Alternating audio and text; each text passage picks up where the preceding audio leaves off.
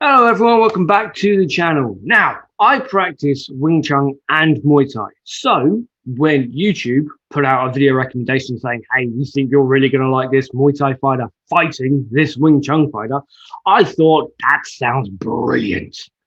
Now, the video is less than 2 minutes long. It's originally from another channel, which I will link down below. It's all in French, so I'm cutting the audio because the only French I actually know is incredibly offensive, not worth repeating. But that being said, I want to watch the video and then I want to break down why the Wing Chun fighter got it wrong, aside from the fact that he stepped into the ring with a Muay Thai fighter. That was his first mistake.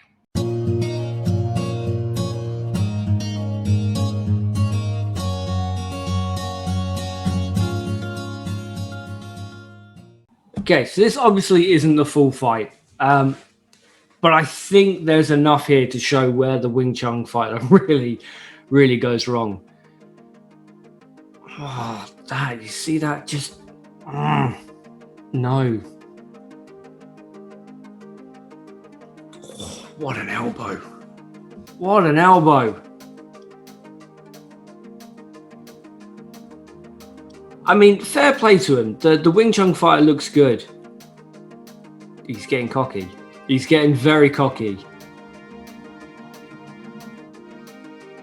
He's not really using his legs at all. Those knees can be devastating. I mean, hell, I was practicing those knees just the other day, and I was just practicing on a bag, and my knees are now bruised because of it.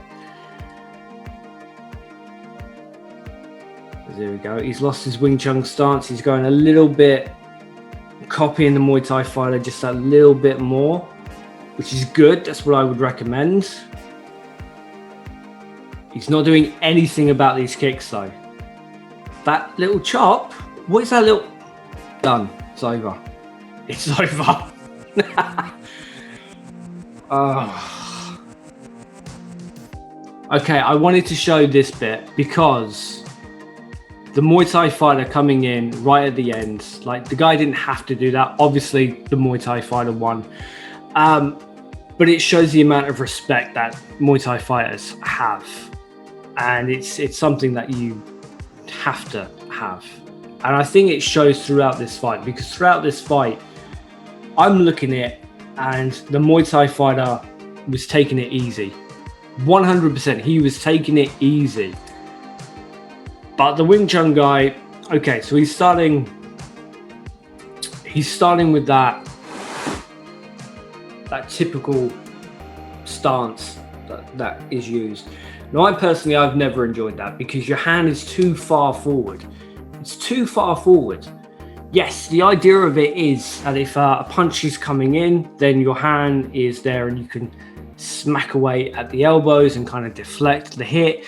But it doesn't really work in this kind of situation. I think it's more something that you just throw out rather than something that you start out like that, because it's just, you're limiting, severely limiting how much strength you can actually put into it.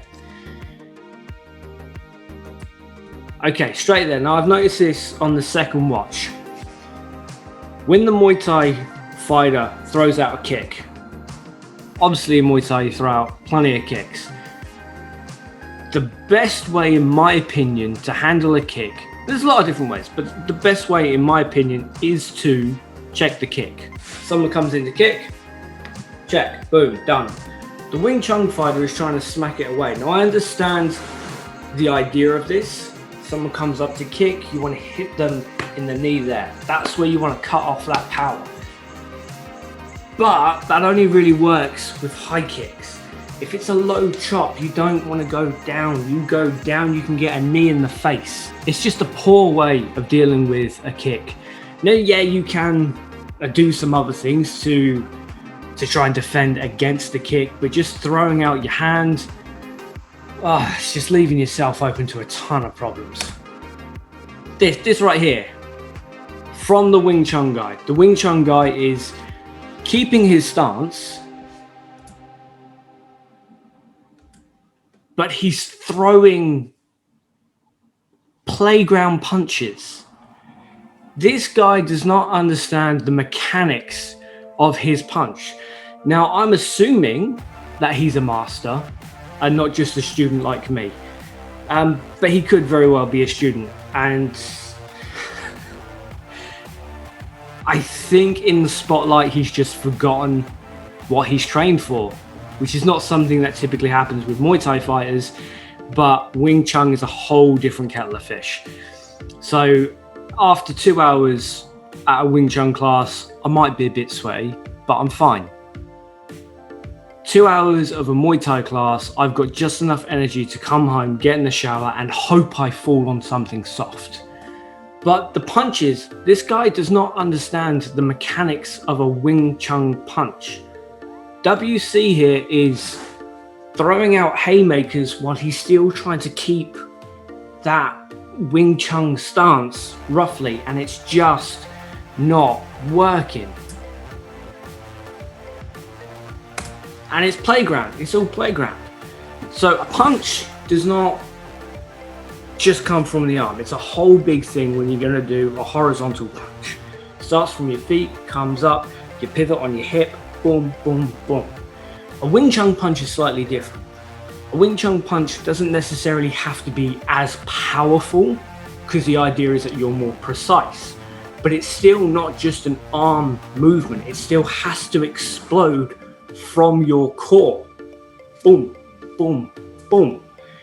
But instead of doing that, he's keeping that rigid stance and trying to go around, and just, it doesn't work. He's not got the conditioning for it. He's not got the power behind these punches, which is why you see the Muay Thai fighter smiling in a bit. Oh, high kick. You see that? That's why you train. Obviously, you're going to make faces when you fight, and you're going to make a lot of really stupid sounds. That's just the whole part of it. But that high kick,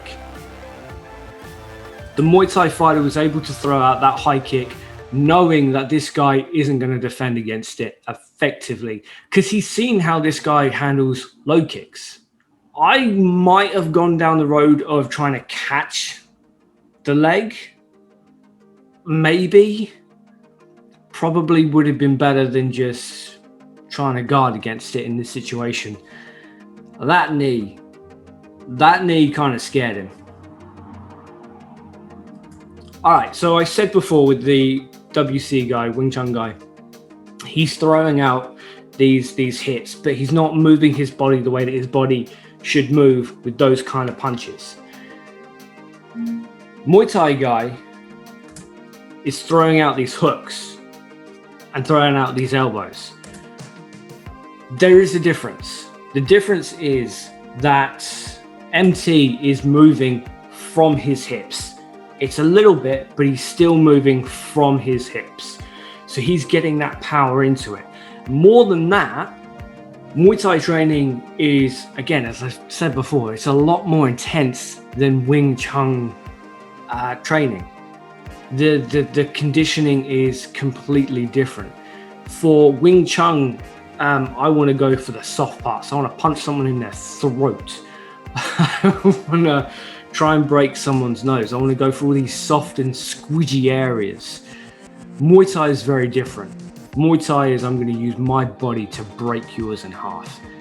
Very, very different. So when the Muay Thai fighter is throwing out those elbows and those hooks, they might look a little bit light in this scenario. I have absolutely no delusions that MT guy here, Muay Thai fighter guy here, is holding back a lot. But even so, those movements that look soft, they're hurting the Wing-Chung guy.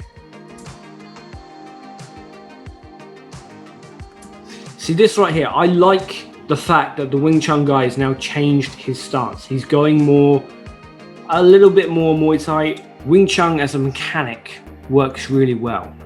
Rigid stances don't work in fights, especially fights like this.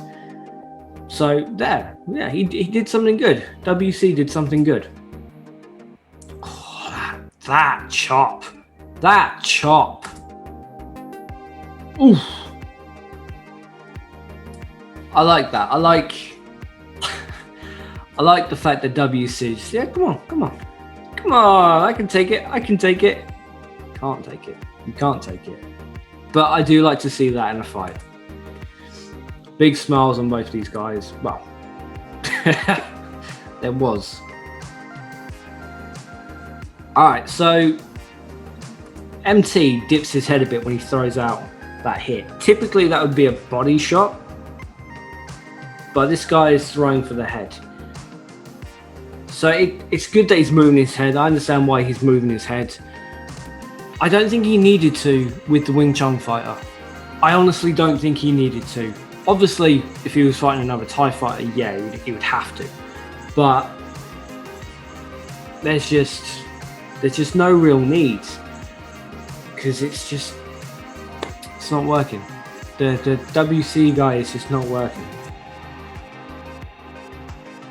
Oh, heavy. Oh, clenching with those knees. Those knees are vicious. And when you're in that position, you've got those knees coming up, you quickly regret every decision you've made in your whole life that brought you to that moment. But they are tough. And I think that's Muay Thai guy's way of saying, fella, I'm taking it easy on ya. Don't start taking the piss. You can kind of see it as well. If we go back a little bit, like WC is panicking. MT comes out, he's getting a good flurry. He's landing some pretty hard hits. Boom, boom, boom. Wing-Chung man is a little bit flustered. Again, what was that? Stop with the bravado. This guy can take your head off. Stop with the bravado. Again, I like the stances. I like the fact that he broke away from the Wing-Chung stance. That is a good thing. Okay, that punch. That was more of the same. And I think that's a real problem, because, yeah, okay, I don't think he would have hit. I'm assuming this guy's left-handed from what I've seen. I'm assuming this guy's left-handed. And he should have just thrown a jab, a normal jab instead of a southpaw jab. But still, he could have done a lot more with that. Obviously, it's easy to say in videos like this, but I think just throwing that out would have been no.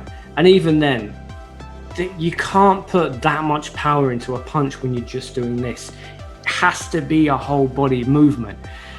And while I do think, and I will stick to, Wing-Chung mechanics can be incredibly devastating, you have to understand where the power comes from. You have to understand how Wing-Chung is meant to be implemented in fights like this. It's not coming round with hooks. It's getting inside, going for all them soft and squidgy places. Obviously, you can't punch someone in the throat in a competition like this, but you can still do a few flurries on the chest and maybe bring up an elbow. There's a lot that WC could be doing, but oh, those kicks. Okay. All right, so those kicks are a check. Not a check as in, you know, lifting your knee to protect yourself. Muay Thai guy, MT here is testing WC. He's testing him to see exactly how much this guy can take and how he responds to these kicks. And this sets it up for that last kick that really ends it. So he's getting it into WC's head. I'm going to keep chopping you because I know you can't protect against these. And he can't. He can't at all. Look at that. He's going lower and lower. The hand goes down. The hand goes down. Yeah, okay. The hand going down can work. It can work really well, but not on low chops. On low chops, you don't want to be dropping your arm. especially as that means you're losing all protection from his right side. So he could get a kick in the face, which is how this fight ends. But there's so much more that could happen. And again, the Wing-Chung guy is not understanding the mechanics here. He needs to get in and strike. I understand why he's not doing it, because if you get in and start throwing those strikes, he's already been in a clench from MT, and then MT just gave him nasty knees. But yeah, this way of blocking a kick, for anyone who's interested in martial arts, who's just getting into it, who's thinking about which school to go down, don't try to protect yourself from low chops with your hands. It's not how you do it. You either want to kick the guy's knee or just above the knee, or you want to do a Muay Thai check and just lift your knee up. Okay? Boom. Done. Over. Those kicks are devastating. I fully admit, I am not great at my kicks. I'm not. I've got a lot more to practice. I think my knees are pretty good. My elbows can be pretty good. But yeah, my kicks definitely need a lot of work. That being said, even in a place like the UK, where you can go to a pretty nice gym and practice your kicks and things like that, you're still hitting a really heavy bag. You're still learning to kick with real power. You don't train to kick the bag, you train to kick through the damn thing. And that kick in someone's head, gone, it's over. But again, I really love the fact that when WC goes down, you've got, he's feeling them out for the kicks now. He knows he's got him. Muay Thai guy knows this thing is over. He knows he's going to wrap it up soon. So he's testing. Here's a kick, here's a kick, here's a kick. Boom, here's the right. It's over, it's done. And when he comes in at the end, it's a massive show of respect. There's no bad blood, there's no bad feelings. This wasn't to put you in your place.